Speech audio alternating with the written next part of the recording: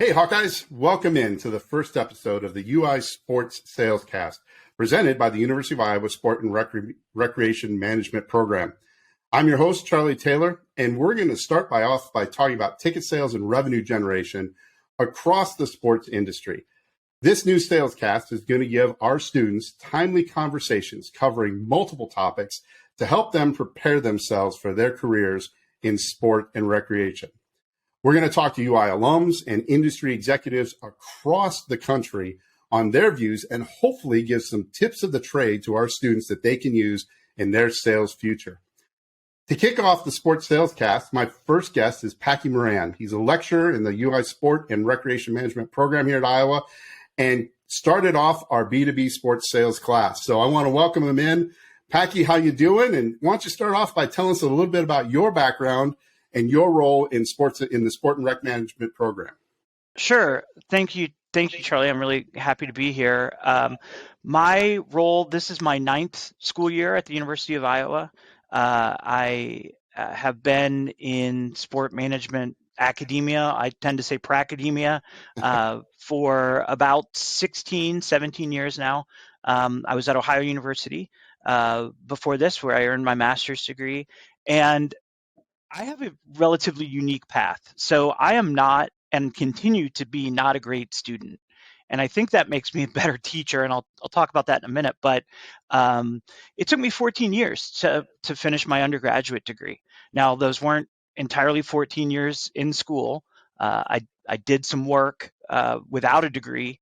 I don't recommend it. It's one of the reasons why I've gotten into teaching is, learn from my mistakes and be able to earn the degree and then, go continue on the experience that you started here or started in your program. I was on the operations and communications side in minor league hockey, in minor league soccer, amateur soccer and volleyball. And then I was on the marketing communications side on the facility side, as well as being in professional communications and doing some other things like that. Then when I for a while, I thought I was the Grim Reaper of minor league sport organizations in Southwest and Central Ohio, because everybody I worked for folded, right? I worked for a PDL team. They folded. Mm-hmm. I worked for a United Hockey League team that also had a PDL soccer team that also had some volleyball operations. They folded. And I thought, wow, am I the problem? But what I realized was I did a good job and I was willing to do it cheap. But what I did wasn't directly revenue generating, right? I did media relations, mm-hmm. I did communications, I did a webcast, I did operations in terms of making sure everybody had their per diem and we had the buses running and that sort of thing. But I wasn't having the critical conversations that are revenue driven. I wasn't out managing the relationships of our key sponsors. I wasn't on the phone getting people to come in and see the excellence that was being produced. And I learned the hard way. I learned when the Columbus Stars of the United Hockey League were in first place in their division, while across town the Columbus Blue Jackets were at the bottom of the standings. Mm-hmm. And we were playing literally in front of flies in the state fairgrounds Coliseum, the Pepsi Coliseum in Columbus, Ohio, and the team folded in first place. Yeah. And the players went to the teams that weren't in first place, but that were doing the hard work of having those conversations with their community to generate revenue to sustain the operations. So I've since come to the academic side with the goal of students understanding what they need to do to sustain these community entities. Because sport and recreation really does create community entities that are important, but that need revenue to sustain themselves, that need revenue to stay a part of the community and make the community better, both in the business community and in the individuals, because at the end of the day, it's sports, right? It's fun, but it's also business. So that brought me to, wanting to see that added to the curriculum when I came here. That was part of my charge when I got here 9 years ago, was to help start a sales program within sport and rec. So I did that with Dr. Clint Huntrods. We've been using the Ultimate Toolkit, and John Spolstra, who has created and sustained a lot of community entities in terms of sport in his time. And so we, now Steve DeLay is doing that. And, if you don't know who Steve DeLay is, check out the Make and Bacon. They're sort of the alternative staying in the league element of the Savannah Bananas. Mm-hmm. And then also the Florence Flamingos he has now in the Coastal Plains League. So, there's a lot of good stuff there, but that's my grounding. That's where I come from to this work. Well, it's a great background to kind of get to our second question. And I think one of the things that our program does in a fantastic way is try to give our students the most real life, or we call it experiential learning, look at what they're going to get into.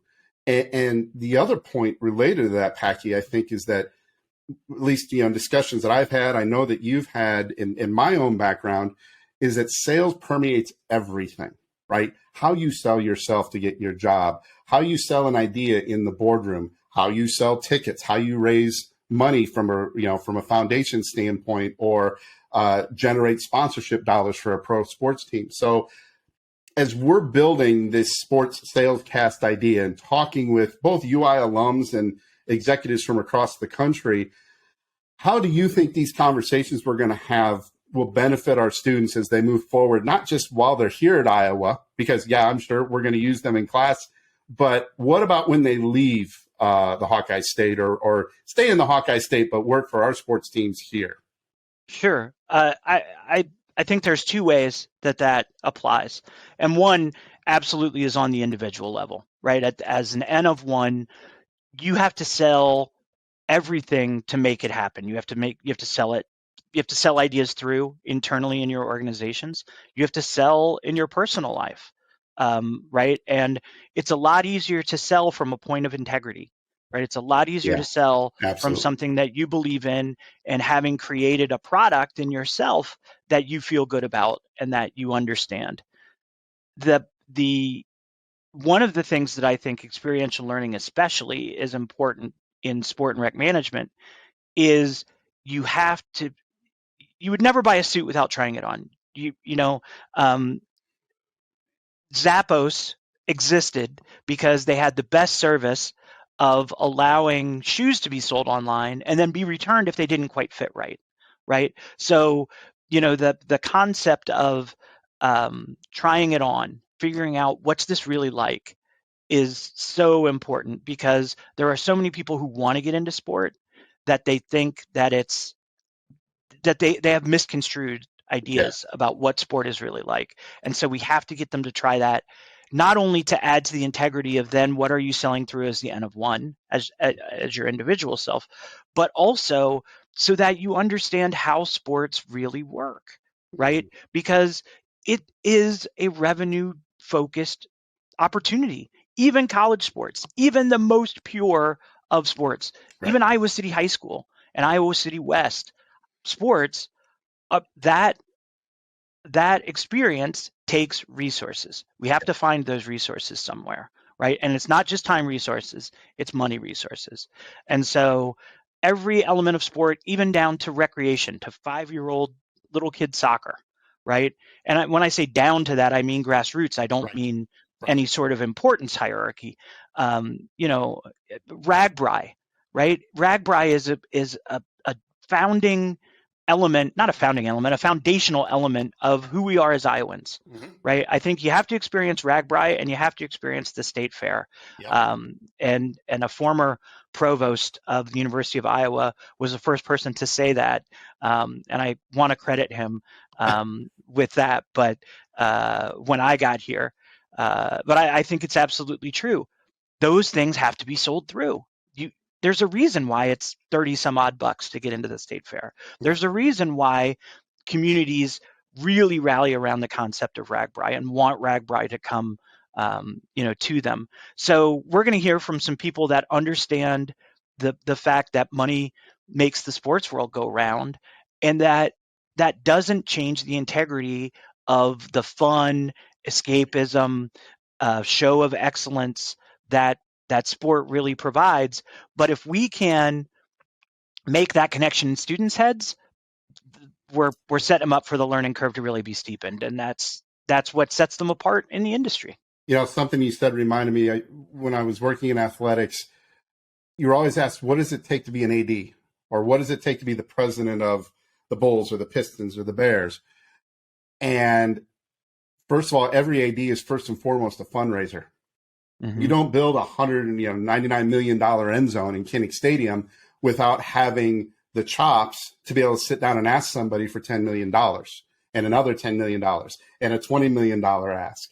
And in pro sports, if you're going to manage a massive organization, that CEO has to know how everything works, so how it's all intertwined. That means they've got experience in how to sell something, an idea, a ticket, a sponsorship, their product through the marketing plan.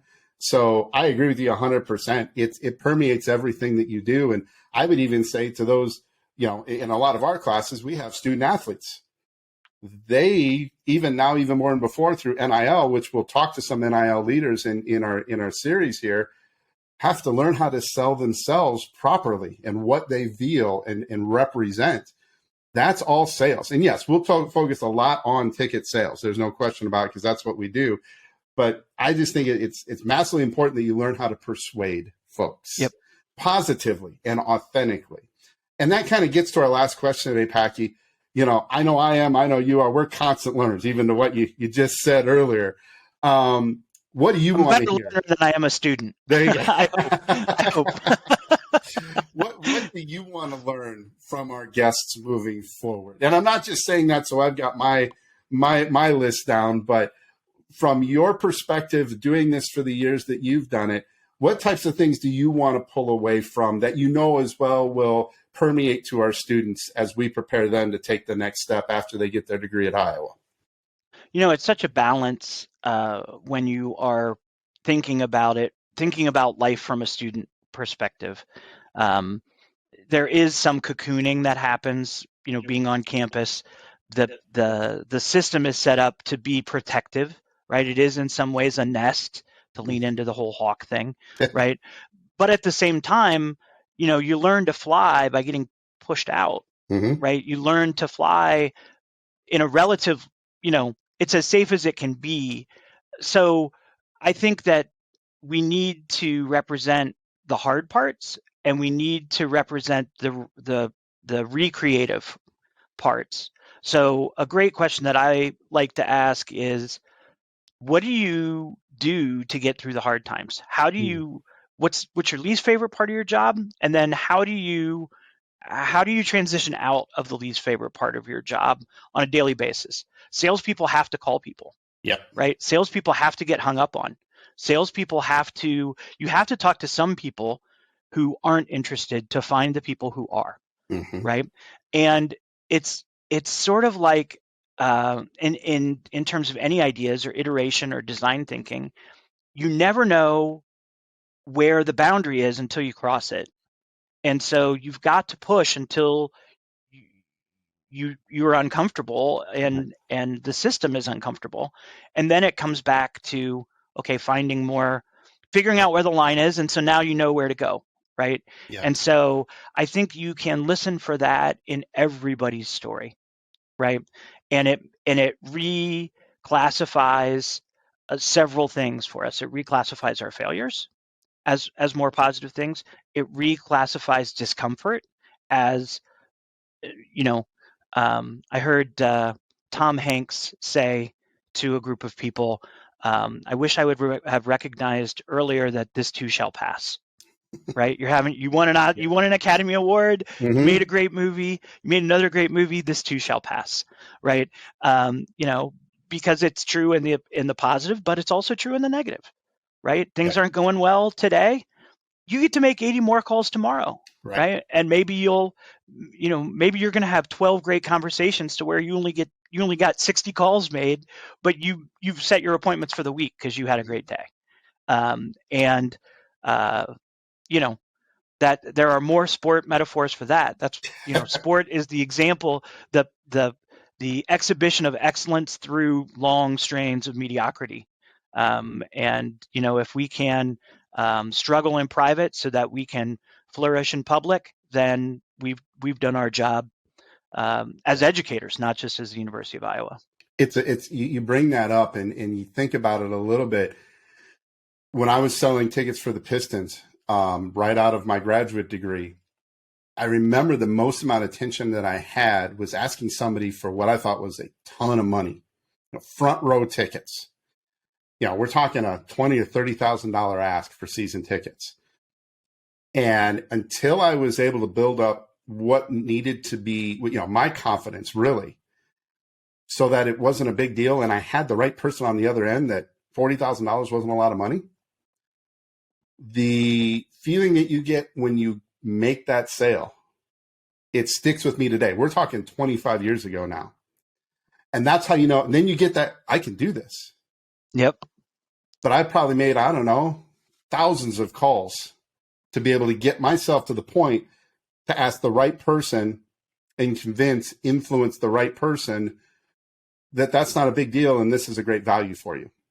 And then develop the relationship with them so the renewal was no big deal. It was just a part of their day. And that's how I look at what we do. I think you would agree with that. But to give an example of what you were talking about, those are the types of skills that ticket sales folks even need today. As much as things have changed, and we'll talk about this with our guests, technology and data analytics and all the things that really make our lives, in my opinion, as salespeople, a little bit easier, because we can develop those relationships faster now with folks because of the knowledge we have. People always say, I don't know what I don't know until I figure out what I don't know. But once you figure that out, now you know, right? Yeah, you hit on two super key things that I think can help us reframe, can help students reframe the way they think about sales. Mm-hmm. And that is, you talked about value and you talked about relationships. Yeah. Right. And you have to have a relationship with the person's truth. You have to understand their shoes, their seat, right? It's consultative selling. It's edu selling, right? You have to understand enough about them, have enough of a relationship to them to figure out what their value proposition is. What is of value to them? Yeah. And sometimes it can feel as good to make a $250 sale to someone who now, I think about the Kentucky basketball example this season. There was the guy who was a coal miner and didn't have time to change and sat in the second row with his son. Great right? Story. And everybody was like, "Oh, this is Kentucky basketball and blah blah blah," and it is, and it's great. But what was the value to him was the time with his son was more important than what he thought people were going to think about him coming in coal dusted, right? And that's finding that value proposition is so valuable because of the value that you're adding to your prospect, to your client, to that person, to that fan, right? You're a Cats fan, he's a Cats fan, and now the reason why the story went viral is because everybody understands a little bit more about what it is to be from Kentucky and to be a Cats fan, right? And to that community entity is strengthened. But somebody had to sell him that ticket, right? Somebody had to reach out and say to him, "You're a Cats fan. You can be this type of Cats fan," right? And maybe he hadn't thought about that before. Yep. So, yeah, one last thing. Yeah, please. Dr. Jim Kadlacek, who was at University of Mount Union and runs the Sports Sales Workshop and Job Fair, now in conjunction with Teamwork Online. And these are all names that you will get to know throughout the class, but also through this series, because there's some recurring things. He says, he has a quote that I love, that I always go back to about sales. Sales is a noble profession when performed nobly, right? And I think that that's the absolute truth. Yep. I think that that's the absolute truth. And selling from a point of integrity is always a strength. Absolutely. Right. And if we remember those two things, then everything else that people say, we're going to look at in the appropriate lens. Agreed. Couldn't have said it better. And Packy, with that, I want to thank you. We're kind of come to the end of our time here for joining me today, and pass on to, look, to our students in UI Sport Rec Management. We want to hear from you. Let us know what you want to hear from. We've got a plan. But if there's folks you've talked to, people you want to hear from, shoot either Packy or I an email, which are both publicly known.